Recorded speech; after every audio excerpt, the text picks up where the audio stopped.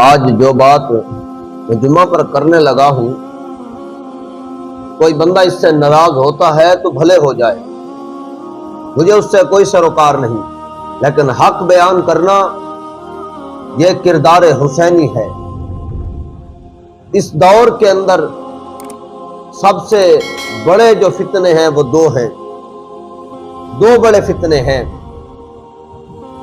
ایک فتنہ وہ انجینئر محمد علی مرزا ہے، دوسرا وہ بڑا فتنہ عمران خان ہے۔ آپ کہیں گے جی وہ کیسے؟ آپ مجھے یہ بتائیں کہ آج تک کبھی انجینئر کا یہ بیان آیا کہ یار اللہ رسول کے دین کی طرف آؤ، ہمیں رہنا کیسے چاہیے، اسلام ہمیں کس طرح کی وضاقتہ میں رہنے کا حکم ارشاد فرماتا ہے؟ کبھی یہ مرزا کا آج تک بیان آیا کہ آپس میں پیار محبت کے ساتھ رہو، رشتہ داروں کے اندر خلوص کے ساتھ رہو؟ آؤ میں تمہیں صحیح بخاری اور مسلم کے اندر حدیث دکھاتا ہوں، کتاب الرقاق اٹھا کر دیکھو، حضرت جابر سے روایت ہے کہ سرکار گزرے، ایک بھیڑ کا مردہ بچہ مرا پڑا تھا، حضور علیہ السلام نے دیکھا، سرکار نے فرمایا صحابہ ہے کوئی تم میں سے جو اس کو 1 درہم کے بدلے خرید لے؟ صحابہ نے ہاتھ جوڑے، یا رسول اللہ آپ 1 درہم کا فرما رہے ہیں، حضور ہم تو اسے فری نہیں خریدنا چاہتے، یہ تو بدبو مار چکا اور مردہ بچہ ہے۔ حضور علیہ السلام نے فرمایا دیکھو یہ جس طرح سے یہ بڑا حقیر ہے تمہارے نزدیک، گندا اور خراب ہے، اسی طرح سے یہ پوری دنیا اللہ کے نزدیک اس سے بھی زیادہ حقیر اور گندی ہے۔ بتاؤ نا یہ حدیثیں کون بیان کرے گا، کون بتائے گا امت مسلمہ کو یہ باتیں؟ سارے دنیا داری کے پیچھے پڑ گئے۔ وہ انجینئر اپنے ایک الگ کمرے میں بیٹھ کر جس طرح کی باتیں بیان کر دے، لوگ کہتے ہیں جی واہ جی واہ، واہ جی واہ، وہ بڑی بات کہہ رہا ہے۔ تحقیق کرنے والا کوئی نہیں ہے، چند علماء ہے جو بات کی تحقیق تک پہنچتے ہیں۔ ہمارے نوجوانوں کو کیا لگے تحقیق کے ساتھ؟ وہ اٹھ کر کہہ دے، بندہ کہہ دے، میں یہاں پر کہہ دوں جی بخاری شریف کی 8000 نمبر حدیث ہے، کسی نے تحقیق کو نہیں کرنی نوجوانوں میں سے کہ بھئی واقعتاً یہ ہے بھی صحیح بات کہ نہیں، سوائے علماء کے کسی نے نہیں جانا اس تحقیق کے اندر۔ ارے اللہ والے ہو، 8000 حدیثیں بخاری کے اندر نہیں ہے، میں کیسے اٹھ کر کہہ دوں؟ بندہ اٹھ کر کہہ دے جی 13000 حدیث ہے بخاری کے اندر، یہ فلاں حدیث ہے، بھئی کل 13000 حدیثیں ہی نہیں ہے۔ کوئی کہہ دے جی 13785 نمبر حدیث پاک ہے جی صحیح مسلم کے اندر، بھئی کل حدیثیں نہیں ہے صحیح مسلم کی۔ تو کچھ سوچنے کی بات ہے، کچھ بندہ توجہ بھی تو دیتا ہے، کچھ عقل بھی تو کوئی چیز ہوتی ہے۔ جتنے نوجوان ہیں وہ بغیر تحقیق کے ایسے ہی اس کے پیچھے لگے پڑے ہیں اور سوچ رہے ہیں جی وہ کوئی بڑا کام کر رہا ہے۔ صرف 2 چیزوں پھیلانے کے علاوہ، 2 چیزیں پھیلانے کے علاوہ مرزا نے کیا پھیلایا؟ ایک فتنہ پھیلایا، دوسرا سب سے زیادہ اولیاء اللہ کا گستاخ ہوا، اور اس نے کیا کیا؟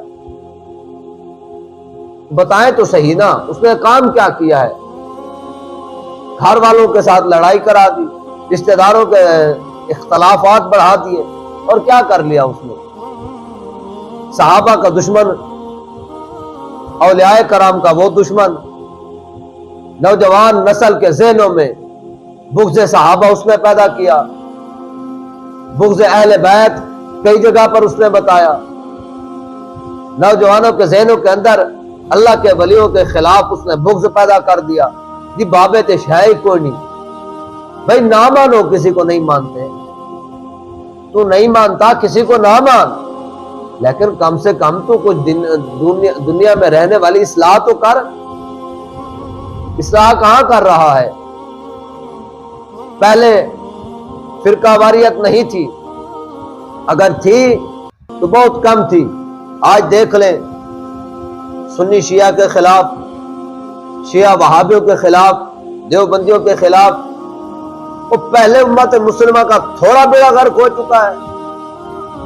پھر اس فتنے نے آ کر نیا ہی انداز اپنا لیا اور پھر ایک دوسرے کے خلاف کیے جا رہا ہے۔ کیا یہ اب اسے میں فتنہ نہ کہوں تو بتائیں میں کیا کہوں؟ دوسرا، وہ نوجوانوں کا لیڈر عمران خان بنا ہوا ہے جی، وہ بڑا کام کر رہا ہے، بڑا کام کر رہا ہے۔ ارے کئی اپنی آنکھوں سے دیکھے ہیں نوجوان اپنے والدین کے گستاخ ہو گئے۔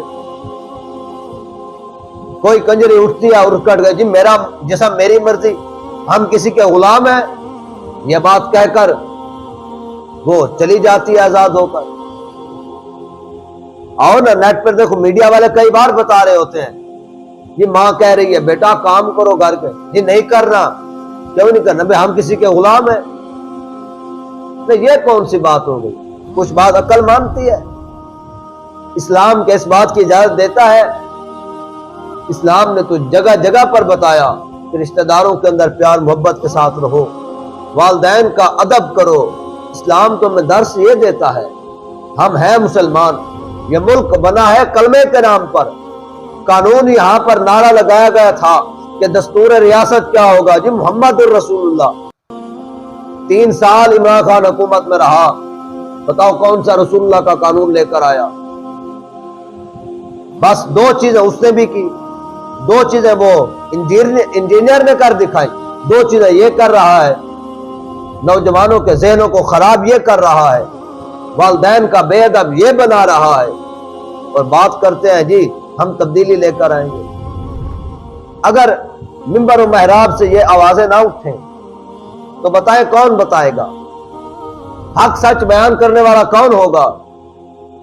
ہو سکتا ہے میری بات آپ کو بری لگے، آپ کو اچھی محسوس نہ ہوتی ہو کہ بھئی یہ غلط کہہ رہا ہے، ہمارے لیڈر کے خلاف باتیں کر رہا ہے یا انجینئر کے خلاف باتیں کر رہا ہے، تو جناب آپ سپورٹر بن کر چھوڑیں، ایک عام مسلمان بن کر، ایک انسان بن کر سوچیں کیا ہم مسلمانوں کا یہی کردار تھا جو ان دونوں نے پیش کیا؟ کیا اسلام ہمیں یہی تعلیم دیتا ہے؟ یہ دونوں جو تعلیم دے رہے ہیں، ذرا سوچیں، اکیلے بیٹھ کر ٹھنڈے دماغ کے ساتھ بغیر سپورٹر بنے انسان بن کر سوچیں کیا یہ دونوں ہمیں اسلام کا راستہ دکھا رہے ہیں یا ہمیں گمراہ کر رہے ہیں؟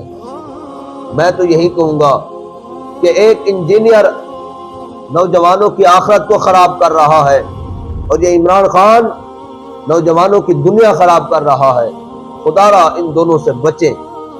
یہ نہیں کہتا کہ سپورٹ نہ کریں، لیکن اس کا مطلب یہ بھی نہیں ہے کہ سپورٹ کرتے کرتے ہم اپنی ساری جو برائیاں ہیں وہ اپنے اندر داخل کر لیں، کسی کو کچھ بھی نہ جانے۔